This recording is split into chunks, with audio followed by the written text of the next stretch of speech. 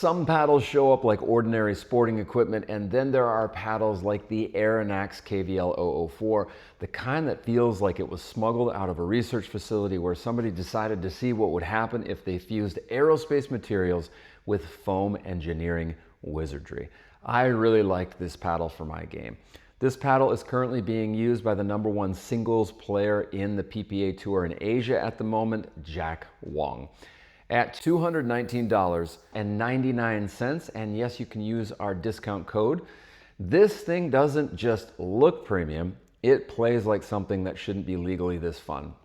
The first thing that you notice about this is the 100% DuPont Kevlar face, which is definitely grittier than most carbon fiber surfaces and grabs the ball in a very wonderful way. It produces above average spin, and the way that it bites the ball is genuinely unique, not harsh, not overly stiff, just a confident, controlled way that lets you shape shots with precision.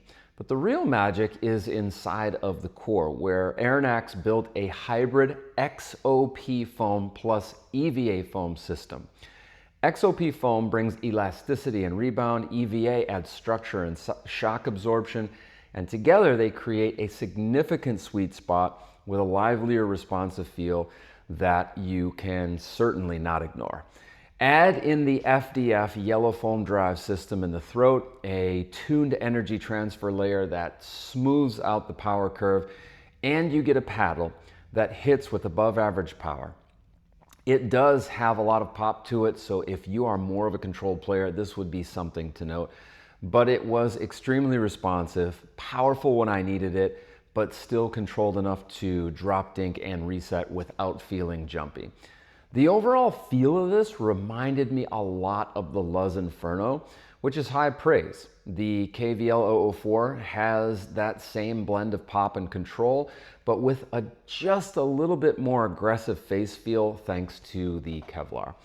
The only drawback for my game is that it's slightly head heavy, and adding more weight to it made it even more heavy, which meant that my hands weren't quite as fast in firefights as I would have preferred. But even with that, the paddle felt incredibly solid, incredibly stable, and very enjoyable to play with. The sweet spot is legit, the responsiveness is elite, and the core tech actually delivers on its promise instead of just sounding fancy.